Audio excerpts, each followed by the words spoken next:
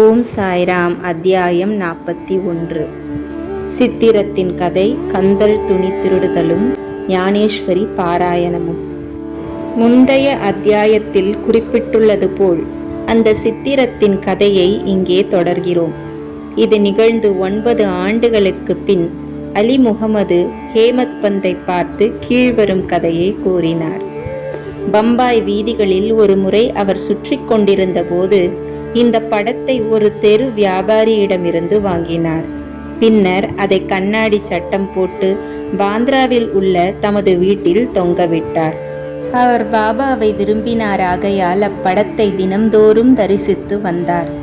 ஹேமத் பந்துக்கு அதை கொடுப்பதற்கு 3 மாதங்களுக்கு முன்பு காலில் உள்ள கட்டி அவருக்கு ஒரு அறுவை சிகிச்சை செய்யப்பட வேண்டியிருந்தது. பம்பாயில் அவரது மைத்துனரான நூர் முகமது பீர்பாயின் வீட்டில் அவர் தங்கியிருந்தார். பாந்திராவில் உள்ள அவரது வீடு 3 மாத காலமாக சாத்தப்பட்டிருந்தது. ஒருவரும் அங்கு வசிக்கவில்லை. புகழ்பெற்ற பாபா அப்துல் ரஹ்மான், மௌலானா சாஹேப், முகமது ஹுசேன், பாபா சாயி, பாபா தாஜுதீன் மற்றும் பல உயிருடன் இருந்த ஞானிகளின் படங்களும் அங்கு இருந்தன. காலச்சக்கரம் இவைகளையும் விட்டு வைக்கவில்லை. பம்பாயில் அலி சுகவீனமுற்று கஷ்டப்பட்டு கொண்டிருந்தார். படங்கள் எல்லாம் ஏன் அங்கு கஷ்டப்பட வேண்டும்? அவைகளுக்கும் உள்ளே வருதலும் வெளியே போதலும் உண்டு என தெரிகிறது.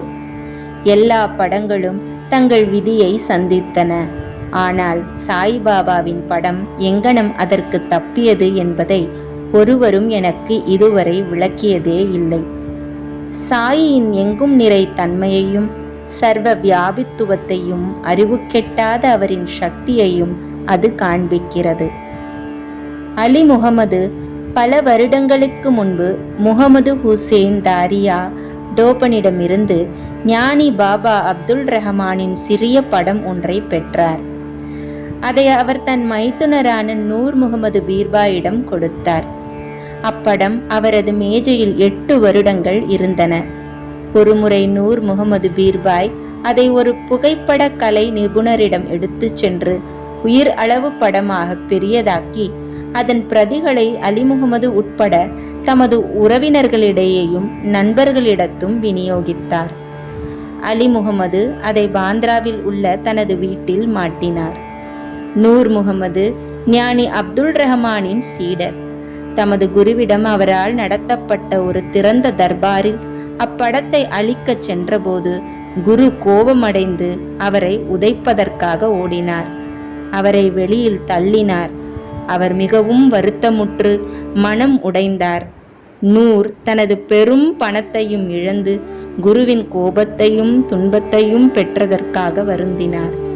அவருடைய குருவுக்கு உருவ ஆராதனை பிடிக்காதாகையால் பெரிதாக்கப்பட்ட அப்படத்தை அப்போலோ பந்தருக்கு எடுத்துச் சென்று ஒரு படகை வாடகைக்கு அமர்த்தி சென்று நீரில் மூழ்கடித்தார். நண்பர்களையும் உறவினர்களையும் தங்கள் பிரதிகளை திருப்பிக் கொடுக்கும்படி வேண்டி அவைகளை திரும்ப பெற்ற பின் அனைத்தையும் பாந்திரா கடலில் மீனவனை கொண்டு எரியச் செய்தார். இச்சமயத்தில் அலி முகமது அவரின் மைத்துனரது வீட்டில் இருந்தார்.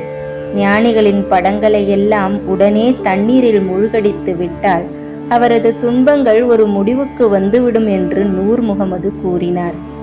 இதை கேட்ட அலி முகமது தனது மேதாவை பாந்திரா வீட்டிற்கு அனுப்பி அங்கிருந்து ஞானிகள் அனைவரது படங்களையும் கடலில் எரியச் செய்தார். 2 மாதத்திற்கு பின் அலி முகமது தன் வீட்டிற்கு திரும்பியதும் சுவரில் பாபாவின் படம் முன்பு போலவே மாட்டி இருந்ததைக் கண்டு வியந்தார். அவரது மேதா, அதாவது மேனேஜர், இதை தவிர்த்து பிற படங்களை எங்கனம் எடுத்து வந்தார் என்பது அவருக்கு புரியவில்லை. அவரது மைத்துனர் அதை கண்டால் அதையும் வழக்கப்படி செய்து விடுவார் என்று பயந்து உடனே அப்படத்தை எடுத்து அலமாரியில் வைத்துவிட்டார். யார் அப்படத்தை நன்றாக வைத்து காப்பாற்றுவார்கள்? அதை என்ன செய்ய வேண்டும் என்று அவர் யோசித்துக் கொண்டிருக்கையில் மௌலானா இஸ்மு முஜாவர் என்பவரை சென்று பார்த்து அவர் கூற்றுப்படி செய்ய வேண்டும் என்று சாய்பாபாவே தெரிவித்தது போல் இருந்தது. தீவிர ஆலோசனைக்கு பின் இருவரும் அப்படம் அண்ணா சாஹேபுக்கு, அதாவது ஹேமத் பந்துக்கு அன்பளிப்பு செய்யப்பட்டால் அவர் அதை நன்கு பாதுகாப்பார் என்று தீர்மானித்தனர். பின்னர் இருவரும் ஹேமத் பந்தின் இல்லத்திற்கு சென்று தக்க சமயத்தில் அதனை வெகுமதியாக அளித்தனர். கந்தல் துணி திருட்டும் ஞானேஸ்வரி பாராயணமும். தானே ஜில்லாவிலுள்ள டஹானுவின் மம்லத்தார் பி.வி. தேவ் நெடுநாளாக ஞானேஸ்வரியை பகவத்கீதைக்கு ஞானேஸ்வர் எழுதிய புகழ்பெற்ற மராத்திய வியாக்கியானம் மற்ற நூல்களுடன் பயில வேண்டும் என்று ஆர்வம் கொண்டிருந்தார். தினம்தோறும் அவருக்கு பகவத்கீதையின் ஒரு அத்தியாயத்தையும் மற்ற புத்தகங்களின் சில பகுதிகளையும் படிக்க இயன்றது. ஆனால் ஞானேஸ்வரியை கையில் எடுத்தவுடன் ஏதாவது ஒரு தடை ஏற்பட்டு அதை படிக்க முடியவில்லை. 3 மாத விடுமுறையில் ஷீரடிக்கு சென்று பின்னர் பவுண்டில் உள்ள தனது சொந்த வீட்டிற்கு சென்றார். அங்கு அவர் மற்ற புத்தகங்களை படிக்க முடிந்தது. ஆனால் ஞானேஸ்வரியை பிரித்தபோது சில நூதனமான சம்பந்தமற்ற அல்லது தீய எண்ணங்கள் அவர் மனதில் திரளாக தோன்றி அவரது முயற்சியை தடை செய்தன. எவ்வளவு அதிகமாக முயற்சி செய்த போதிலும் அப்புத்தகத்தின் சில வரிகளை கூட அவரால் எளிதாக படிக்க முடியவில்லை. எனவே பாபா அப்புத்தகத்தின் மீது தனக்கு அன்பு ஏற்படும்படி செய்து படிக்க கட்டளையிடும் போதுதான் தாம் அதை பயில ஆரம்பிக்க வேண்டும் என்றும் அதுவரை அதை படிக்க கூடாது என்றும் தீர்மானித்தார். பின்னர் 1914ஆம் ஆண்டு பிப்ரவரி மாதம் அவர் தம் குடும்பத்துடன் ஷீரடிக்கு சென்றார். அங்கு ஜோக் அவரை தினம்தோறும் ஞானேஸ்வரி படிக்கிறாரா என்று வினவினார். தேவ் தாம் அதை பயில்வதற்கு ஆர்வமுள்ளவராக இருப்பினும் அதில் வெற்றி பெற இயலவில்லை என்றும் பாபா அவருக்கு கட்டளையிடும் போதுதான் அதை படிக்க ஆரம்பிக்கப் போவதாகவும் கூறினார்.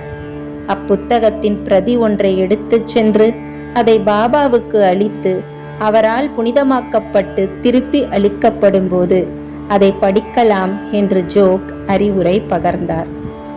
பாபா அவரது உள்ளத்தை அறிவாராதலால் இந்த மாதிரி செய்ய தாம் விரும்பவில்லை என்று தேவ் பதிலளித்தார். அவரது ஆவலை சாய் அறிய மாட்டாரா? அதை படிக்கச் சொல்லி தெளிவான உத்தரவை அவராகவே கொடுக்க மாட்டாரா? பின்னர் தேவ் பாபாவை பார்த்து 1 ரூபாயை தட்சணையாக கொடுத்தார். பாபா 20 ரூபாய் கேட்டார். தேவ் கொடுத்தார். இரவில் அவர் பாலக்ராம் என்பவரை பார்த்து அவர் எங்கனம் பாபாவின் அன்பையும் பக்தியையும் பெற்றார் என்று விசாரித்தார். பாலக்ராம் தாம் எல்லாவற்றையும் அடுத்த நாள் ஆரத்திக்கு பின் தெரிவிப்பதாக கூறினார். தேவ் அடுத்த நாள் தரிசனத்திற்காக சென்றிருந்த போது பாபா அவரை 20 ரூபாய் கேட்டார். அவர் அதை விருப்பத்துடன் கொடுத்தார். பின்னர் கூட்டம் அதிகமாக இருந்ததால் தனியாக மசூதியின் ஒரு மூலையில் சென்று அமர்ந்தார்.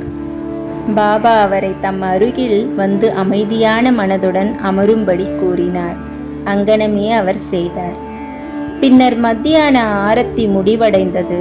மக்கள் எல்லோரும் கலைந்து சென்றதும் தேவ் மீண்டும் பாலக்ராமை சந்தித்து பாபா அவருக்கு என்ன கூறினார், எங்கனம் தியானம் செய்ய கற்றுக் கொடுத்தார் என்று அவரது முந்தைய சரித்திரத்தை கேட்டார். பதிலளிக்கும் தருவாயில் பாபா சந்துரு என்ற ஒரு தொழுநோய் கொண்ட அடியவரை தேவை அழைத்து வரும்படி அனுப்பினார். தேவ் பாபாவிடம் சென்றபோது யாருடன் எதை பற்றி பேசிக் கொண்டிருந்தார் என்று பாபா கேட்டார். அவர் தாம் பாலக்ராமுடன் பேசிக் கொண்டிருந்ததாகவும் பாபாவின் புகழை கேட்டதாகவும் கூறினார். பாபா அவரை மீண்டும் 25 ரூபாய் தட்சணை கேட்டார். அவரும் அதை மகிழ்வுடன் கொடுத்தார். பின்னர் பாபா அவரை உள்ளே அழைத்துச் சென்று கம்பத்தருகில் அமர்ந்து கொண்டு, என்னுடைய கந்தலாடைகளை எனக்கு தெரியாமல் நீ திருடினாய் என்று குற்றம் சாட்டினார். தேவ் கந்தலாடைகளை பற்றி தனக்கு எதுவும் தெரியாது என்று மறுத்தார். ஆனால் பாபா அவரை தேடச் சொன்னார். தேடிய அவரால் ஒன்றையும் காண முடியவில்லை. பாபா கோபமடைந்து, இங்கு வேறு ஒருவரும் இல்லை, நீயேதான் திருடன்.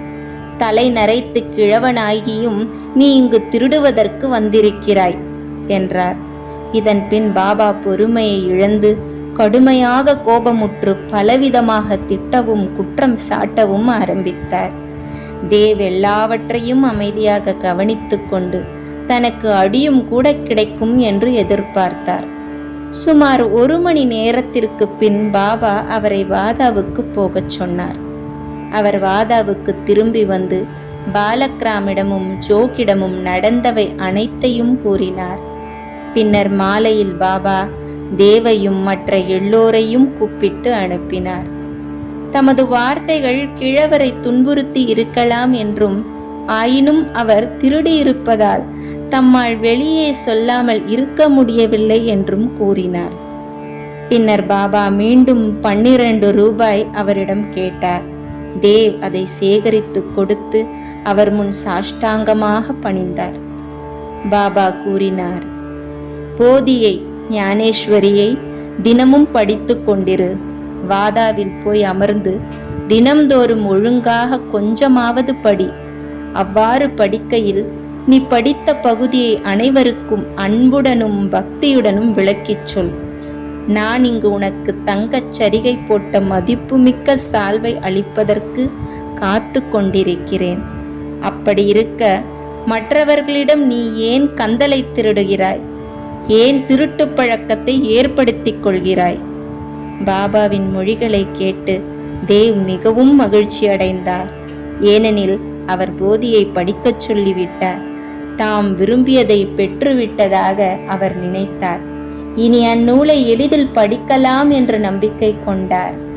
மீண்டும் அவர் சாஷ்டாங்கமாக விழுந்து வணங்கி தாம் பாபாவிடம் சரணாகதி அடைந்திருப்பதாக கூறி தம்மை ஒரு குழந்தையைப் போல் பாவிக்குமாறும் தனது பாராயணத்தின் போது உதவி செய்யுமாறும் வேண்டிக் கொண்டார். கந்தலை திருடுவது என்று பாபா கூறியதன் பொருளை அவர் அப்போது உணர்ந்தார். பாலக்ராமிடமும் பாபாவை பற்றி அவர் கேட்டதெல்லாம் கந்தல் என்று பொருள் கொள்ளப்பட்டது. இந்நடத்தை பாபாவுக்கு பிடிக்கவில்லை. இக்கேள்விக்கும் பாபா தாமே விடையளிக்க தயாராயிருக்கும் போது மற்றவர்களை கேட்பதையும் அனாவசியமாக பிறரிடம் விசாரிப்பதையும் அவர் விரும்பவில்லை. எனவே பாபா அவரை திட்டி தண்டனைக்குள்ளாக்கினார். உண்மையில் பாபா அவரை துன்புறுத்தவோ திட்டவோ இல்லை என்றும், பாபா தனது ஆசைகளை பூர்த்தி செய்ய ஆவலாய் இருக்கும்போது வீணாக மற்றவர்களை கேட்டு தெரிவது பயனில்லை என தனக்கு போதித்ததாகவும் நினைத்தார். தேவ் இத்திட்டல்களை எல்லாம் புஷ்பங்களாகவும் ஆசீர்வாதமாகவும் கருதி திருப்தியுடனும் மன நிறைவுடனும் வீட்டுக்கு சென்றார். இவ்விஷயம் இத்துடன் முடிவடைந்து விடவில்லை. பாபா படிப்பதற்கு உத்தரவு செய்ததோடு மட்டும் நின்று விடவில்லை. அந்த வருடத்திற்குள் அவர் தேவிடம் சென்று அவரின் முன்னேற்றத்தை பற்றி வினவினார். 1914 ஏப்ரல் 2ஆம் தேதி வியாழக்கிழமை காலை பாபா அவருக்கு தெய்வீக காட்சி ஒன்றை அளித்தார். மேல் திண்ணையில் அமர்ந்து கொண்டு தேவ் போதியை புரிந்து கொண்டாரா என்று கேட்டார். தேவ் இல்லை என்றார். பாபா, பின் எப்போது நீ புரிந்து கொள்ளப் போகிறாய்? தேவ் அழுகை பொங்க, நீங்கள் உங்கள் அருளை பொழிந்தாலன்றி பாராயணம் ஒரு தொந்தரவாகவும் புரிந்து கொள்ளுதல் கஷ்டமாகவும் இருப்பது நிச்சயம். பாபா, படிக்கும்போது துரிதமாக படி. எனது சந்நிதானத்தில் என் முன் படி. தேவ், எதை நான் படிக்க வேண்டும்? பாபா, அத்தியாத்மிகம், ஆன்மீகம் படி. தேவ் நூலை கொணர்வதற்காக சென்றபோது காட்சியிலிருந்து விடுபட்டு முழு விழிப்புணர்வு எய்தினார். தேவ் பெற்ற அளவற்ற மகிழ்ச்சியையும் பேரானந்தத்தையும் கற்பனை செய்து பார்த்தலை நமது வாசகர்களுக்கே விட்டுவிடுகிறோம். ஸ்ரீ சாயியை பணிக. அனைவருக்கும் சாந்தி நிலவட்டும். ஜெய் ஜெய் சாய்ராம்.